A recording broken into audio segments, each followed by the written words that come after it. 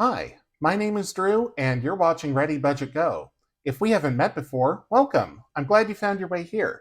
And if this isn't your first time here, welcome back. It's good to see you again. It's time to do my December budget, so I've filled out all the numbers, and I'm going to share with you my thought process and how I came to the decisions that I've made in how much I'm going to spend and how much I'm going to save. Ready? Let's go.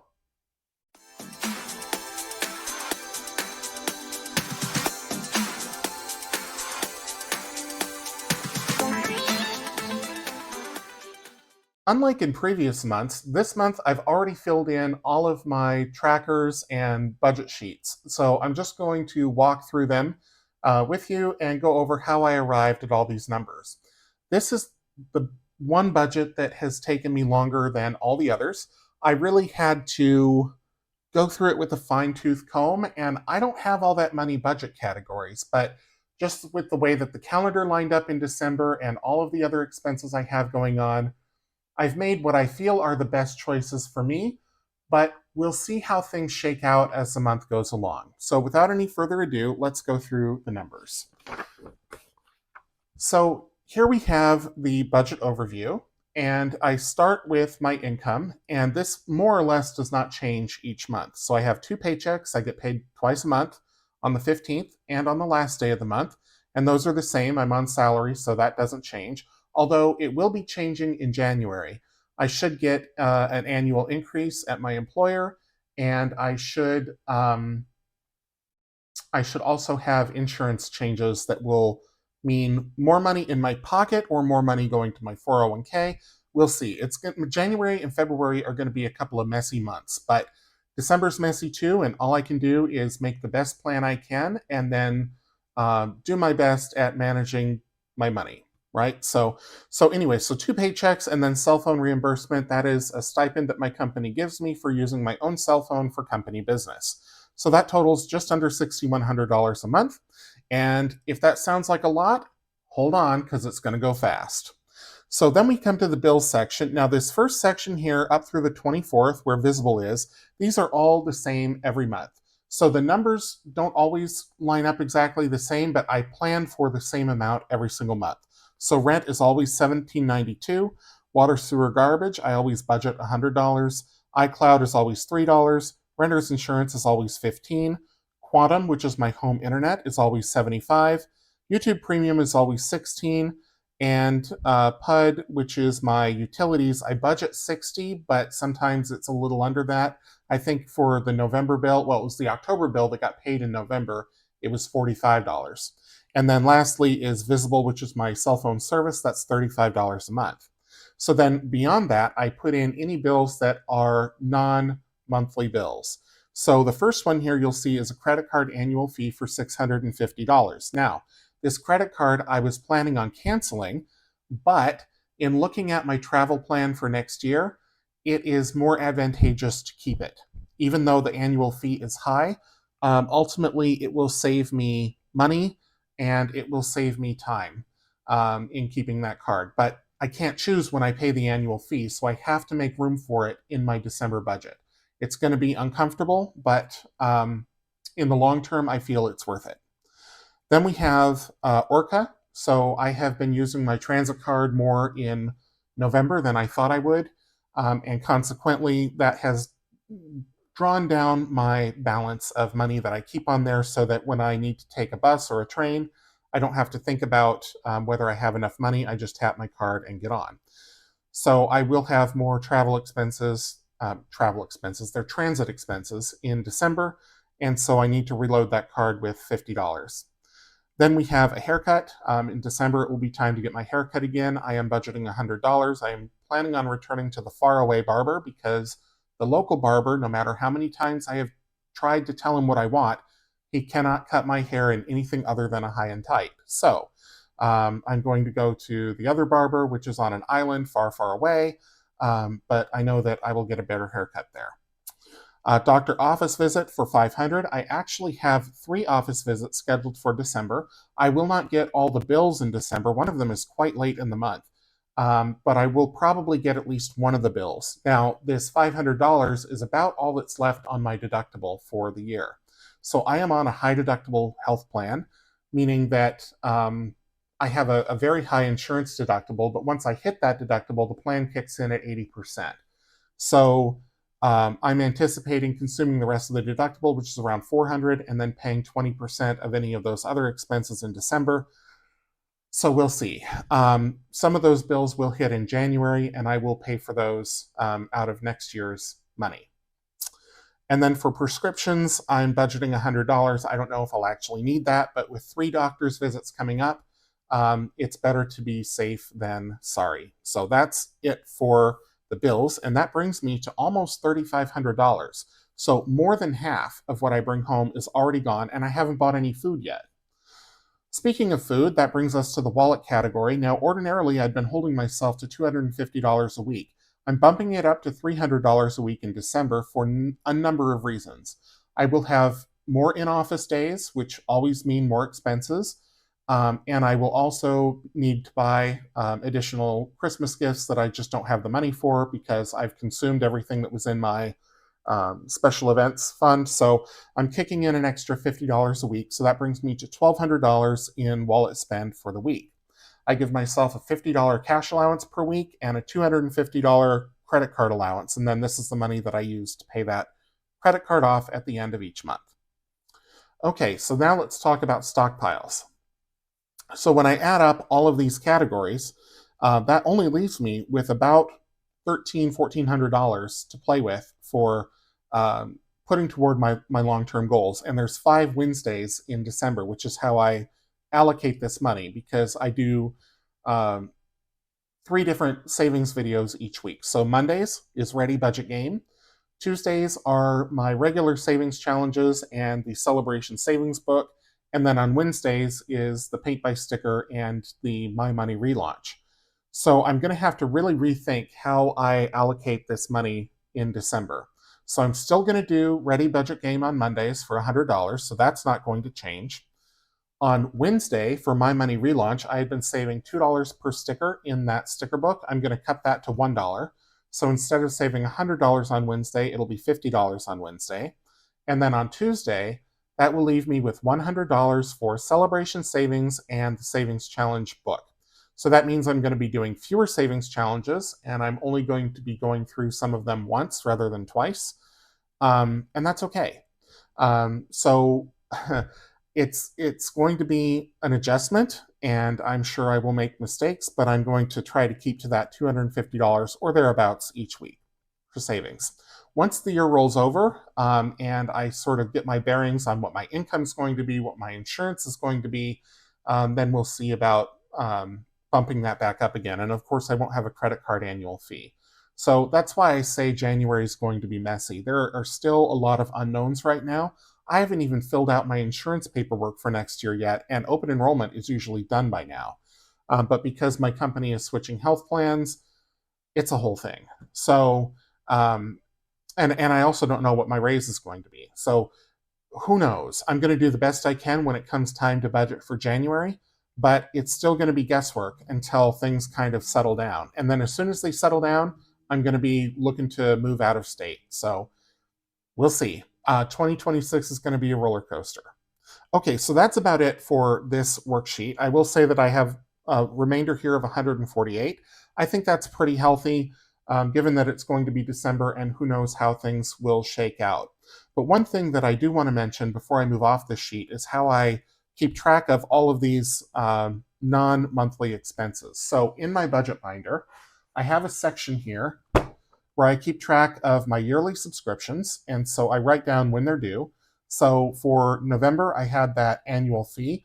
It's billed in November, but I don't actually have to pay the bill until December. So I may change that to December in the future. And I had here a cancellation mark that I wiped out. So that is what's here. And then in December, I have 3 expenses for GoDaddy. That is my web hosting and email. But those are business expenses. I've kept them in here just to remind myself that they're coming, but those will get charged to my business credit card, and I don't need to worry about those as far as this budget is concerned, because ReadyBudgetGo will pay for those. Okay, then we have the non-monthly recurring expenses. So I have in January, April, October, January, April, July, and October prescriptions. So I get those, most of my prescriptions filled once every 3 months, and that's about $150 a pop. So I don't need to worry about that. Even numbered months, which December is even numbered because it's 12th month, haircut for $100, and that's in here. And then Orca, if I need it, $50 for the month. And I do need it in December, so that is in here as well. So we've talked about the credit card fee, we've talked about Orca, we've talked about the haircut. Everything else that I add in is just anything else that I am aware of that's going to come up in December. So if I know it's coming, it's a bill. If I don't know it's coming, then it goes into the wallet spend, and it may push me over budget. But because it's a known expense that is coming, I've budgeted for it here. Now, it could be that those bills don't hit until January. I may not need any prescriptions, or I may not need to spend as much, in which case I will roll that money forward into January, and that will help out when I'm doing that budget. But that is how I track all of those different non-monthly expenses. So let me go back to the front here just to give a clean slate on the right-hand side of the page. I do reference the prior month's budget when I am looking for income and the bills, just because they're the same, but I don't have them committed to memory. All right, so up next, we're going to talk about the cash allocation.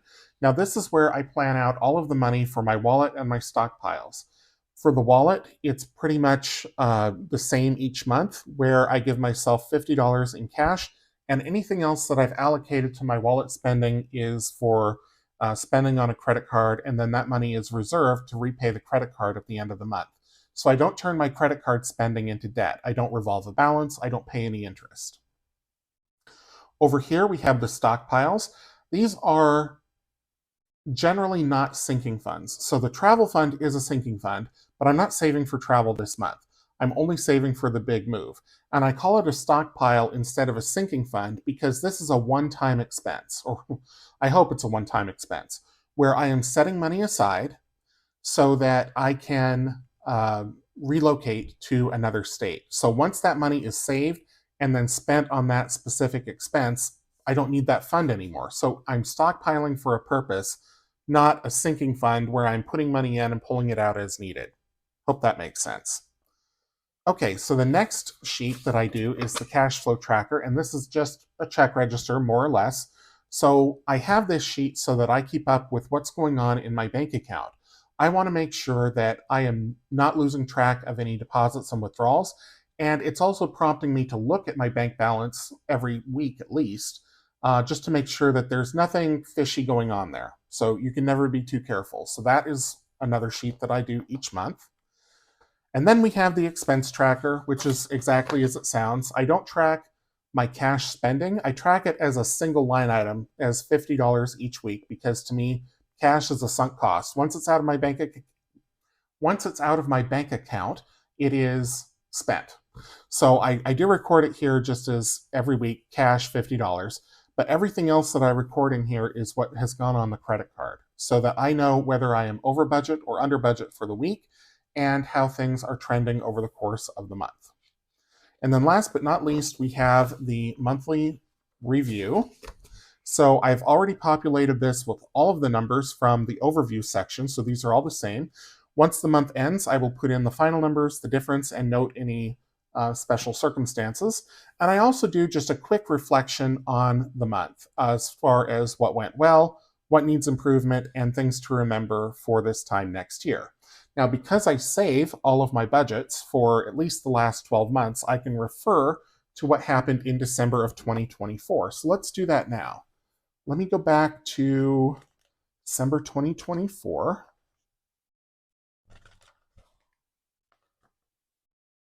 Okay. So here's last year's month-end review for December. What went well? Resisted urge to shop after Christmas sales. That's good. And spent New Year's Eve with family. That was good. And then what needs improvement? Budget busted due to last minute trip. Draw from emergency fund. So I did break things last year because I made a trip down to Portland to see a family member for New Year's Eve.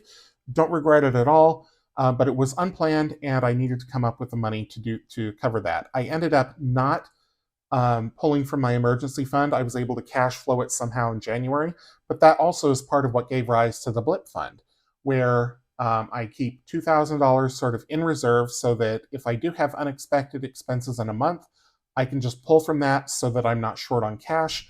And even though the budget is busted, I at least am not turning the excess expenses into credit card debt. And then things to remember for this time next year: buy Christmas gifts earlier in the year, budget additional money for Black Friday spending. Well, too late. So I did do that. And I spent quite a bit of money over the summer, like on Amazon Prime Day, on Christmas presents. So I got some of that sorted. But also over the course of the summer, if you've been following my channel for a while, you know that I picked up 5 new family members. So I need to allocate something for Christmas for them. So that is part of why my December budget this year is so much more constrained. But if we look at December spending for last year, and look at this, I had 2 expense trackers. I mean, I was just spending like it was going out of style. So that's the cash flow, cash allocation. And then here we are with the monthly budget. I mean, look at all of the different categories here. So I've eliminated a lot of these. Affirm was my cell phone hardware, so I paid that off this year. Login Jotter was a subscription. That is these little booklets here, but they started to stack up. I was getting them faster than I could use them, so I canceled that.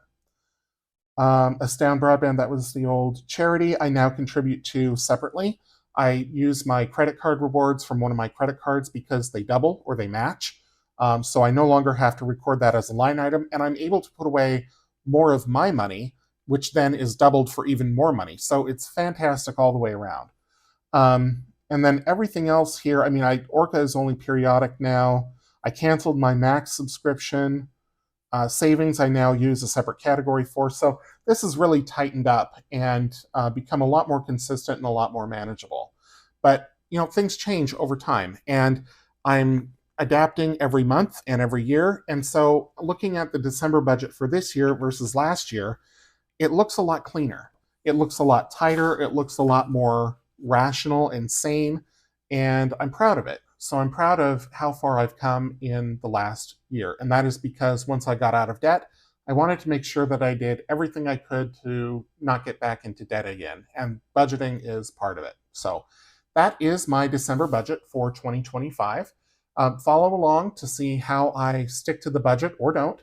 I will give an update every Friday, as I always do, with the weekly reel, where I share my real numbers, my real successes, and my real mistakes and failures.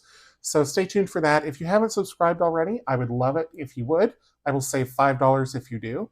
If you enjoyed the video, please leave me a thumbs up, drop me a comment down below, and share with your friends, because we can always grow our community. So thank you again so much for watching, and until I see you in the next one, take care.